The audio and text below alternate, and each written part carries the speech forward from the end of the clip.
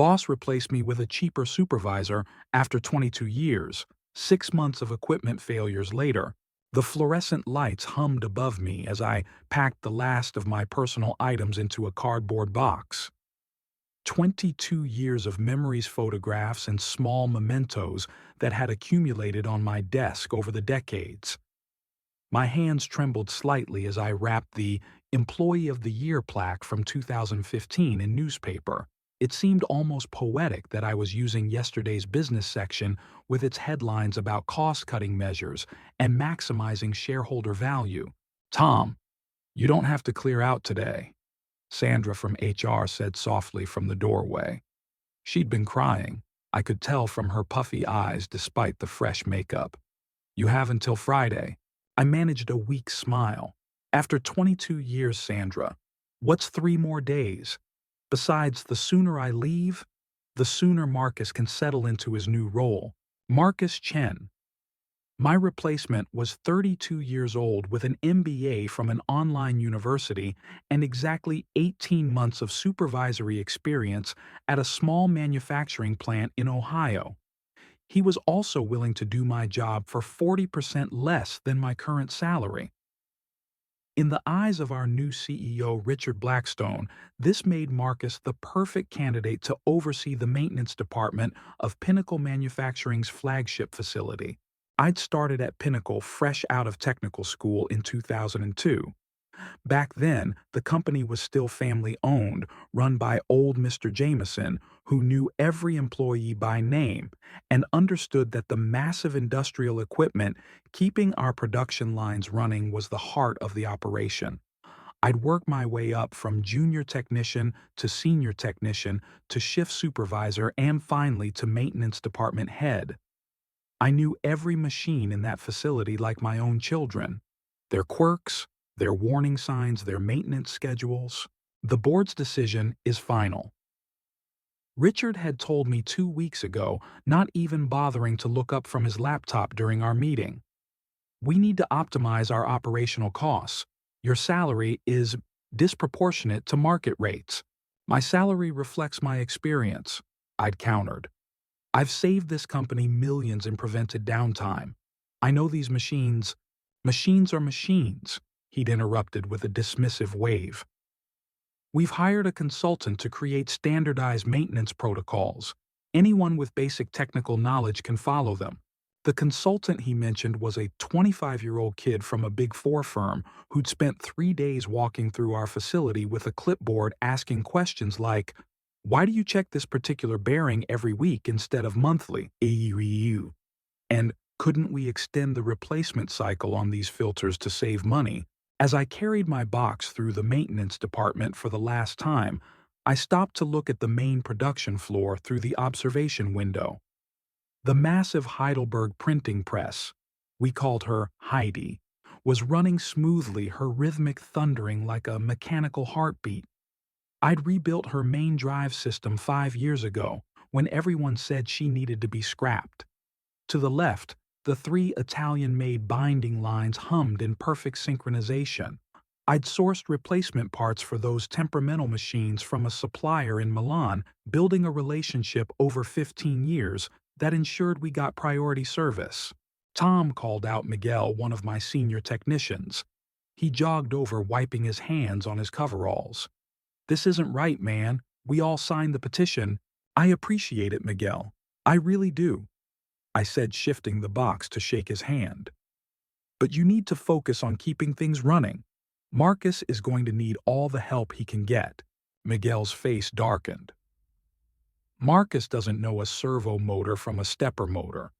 Yesterday he asked why we can't just use WD-40 instead of the specialized lubricants for the high-speed bearings." I winced. Using the wrong lubricant on those precision bearings would cause them to fail within days, potentially causing catastrophic damage to the entire drive system. "You'll have to guide him. Document everything, though. Everything." As I walked to my car, I thought about all the late nights I'd spent in that building. The emergency calls at 2 a.m. when a critical machine went down and production was at risk. The time I'd worked 36 hours straight during a crisis, sleeping in 15-minute intervals on the break room couch between repairs.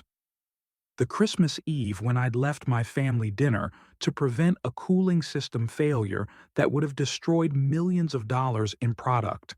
My phone rang as I loaded the box into my trunk. It was Janet from procurement. "Tom, I'm so sorry about everything," she began. "Listen, I'm calling unofficially. Richard's already told Marcus to cancel the preventive maintenance contracts to save money. He's also refusing to approve the bearing replacement order you submitted last month, says it's not critical." My stomach dropped. Those bearings were for the main conveyor system. I'd detected unusual vibration patterns during my last inspection, subtle signs that only someone with decades of experience would notice. "Janet, those bearings are critical. If they fail, I know. I tried to explain, but Richard backed Marcus's decision. Says the bearings look fine visually, so they must be fine. I hung up feeling sick. Visual inspection of sealed bearings told you nothing about their internal condition. It was like saying a person was healthy because their skin looked okay, ignoring the heart murmur that a skilled doctor would detect. Knock. 6 months later, I was enjoying my morning coffee on the deck of my cabin when my phone buzzed. I'd bought this place in the mountains with my severance package, finally having time to pursue my woodworking hobby. The caller ID showed Miguel. "Tom, I'm sorry to bother you, but..." His voice was drowned out by alarm sirens in the background. "Miguel, what's happening?" "Heidi's down. Main drive system catastrophically failed. Threw a bearing through the housing. The whole east production line is offline, and..." He paused and I could hear shouting in the background. "And it triggered a chain reaction. The sudden stop caused the material feed to jam, which overloaded the secondary systems." I set down my coffee cup with a steady hand, though my mind was racing. "Anyone hurt?" "No, thank God. But Tom, it's bad. Real bad. The damage. We're looking at least $2 million in repairs plus the downtime. Marcus is in full panic mode. He's been on the phone with corporate for an hour." Over the next few days, Miguel kept me updated through a series of increasingly frantic texts and calls. The bearing failure, the one I'd flagged for replacement, had indeed been catastrophic. But that was just the beginning. Without proper preventive maintenance, problems had been cascading throughout the facility. The Italian binding line started experiencing mysterious shutdowns. Marcus, following the consultant's standardized protocols, kept resetting them without investigating the root cause.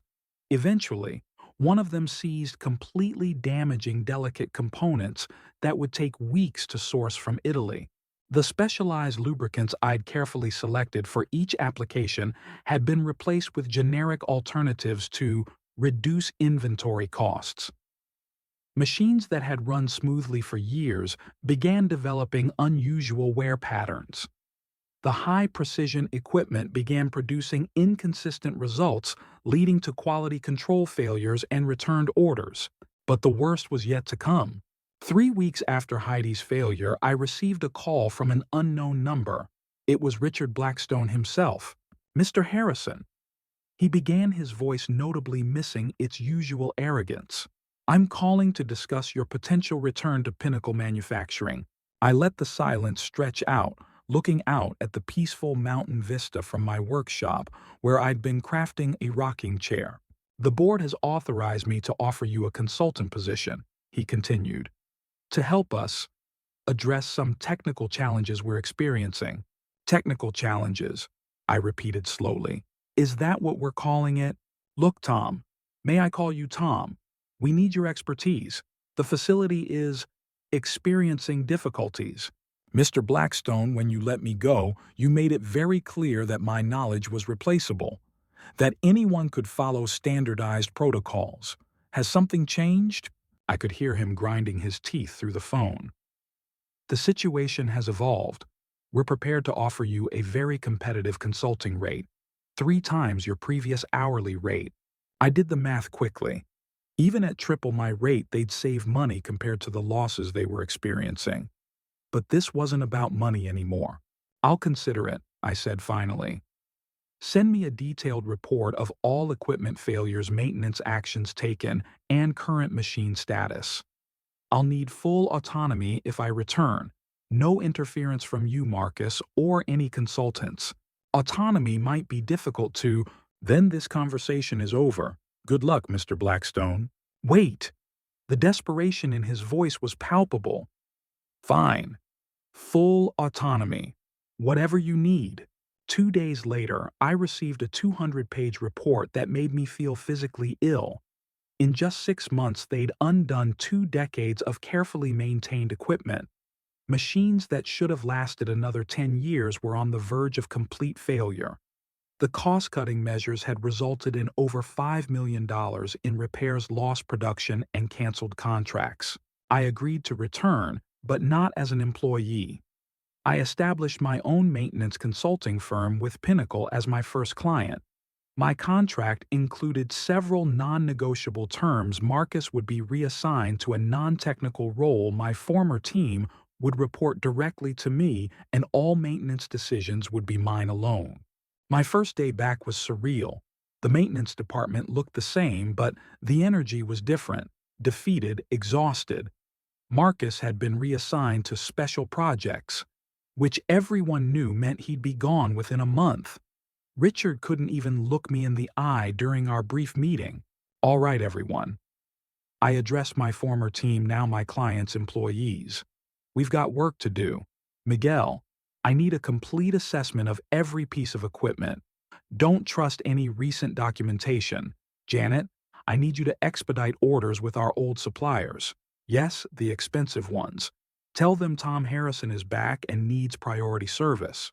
It took 3 months of 16-hour days to stabilize the facility.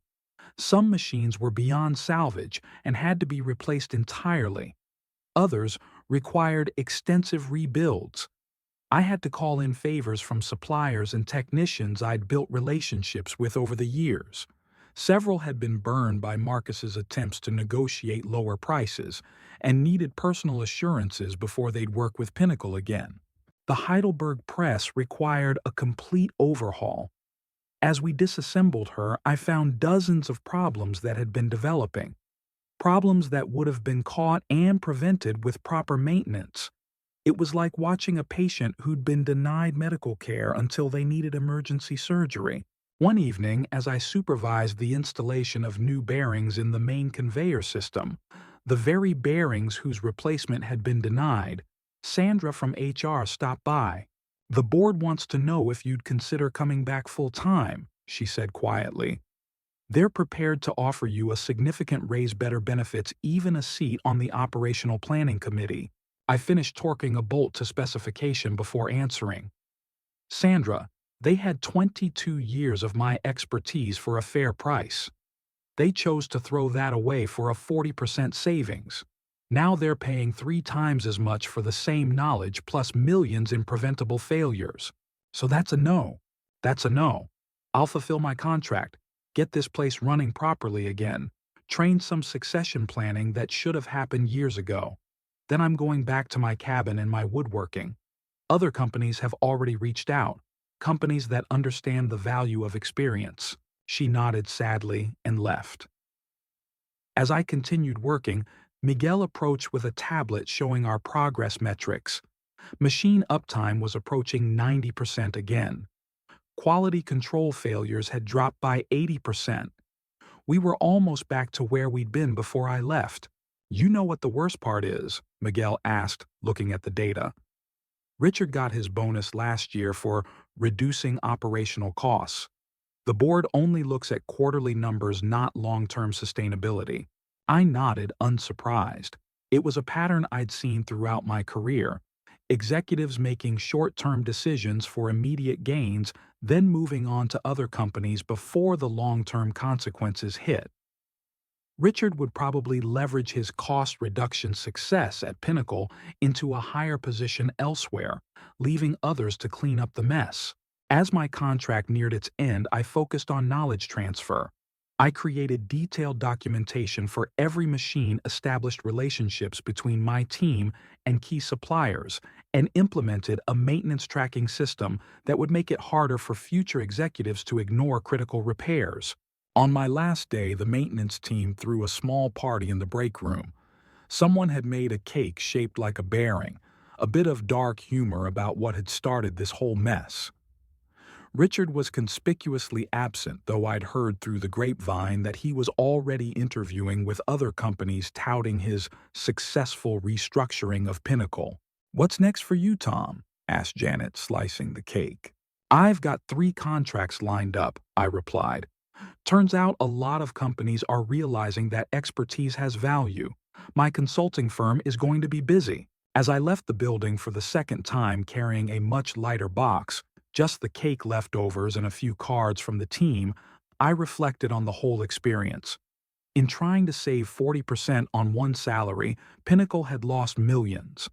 But more than that, they'd lost something invaluable: the accumulated knowledge and relationships built over decades. The business world often talks about human capital and knowledge assets, but treats them as interchangeable commodities.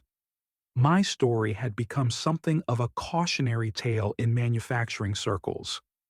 I'd been invited to speak at several industry conferences about the true cost of experience and the dangers of viewing maintenance as a cost center rather than a profit protector. 6 months into my consulting business, I was turning down more work than I accepted. Companies facing similar crises would call desperate for someone who understood that machines aren't just assemblies of parts. They're complex systems with personalities, histories, and unique requirements. Someone who knew that the unusual vibration at 3,000 RPM meant something different from the one at 3,500 RPM. Someone who understood that a good supplier relationship could be the difference between a minor repair and a major shutdown. I'd returned to my cabin between contracts, finally finishing that rocking chair. As I sanded the curved arms, feeling for imperfections my eyes couldn't see, I thought about the parallels to my old job. Experience had taught my fingers to detect what visual inspection missed. The same way years of listening to machines had taught me to hear problems before they became failures. My phone rang. Another company facing equipment crises after optimizing their maintenance department. I let it go to voicemail. Tomorrow I'd listen to their story, probably hear another version of the same mistake: someone who knew the price of everything and the value of nothing, making decisions about things they didn't understand. But tonight, I was going to sit in my handcrafted rocking chair, look out at the mountains, and appreciate the irony. In trying to save money on my salary, Pinnacle had created a market for my expertise at 3 times the price. They'd turned me from an employee into an entrepreneur, from a cost center into a profit center. Just not for them. The last I heard, Pinnacle had hired a new head of maintenance at market rate, someone with 15 years of experience who understood the value of preventive maintenance.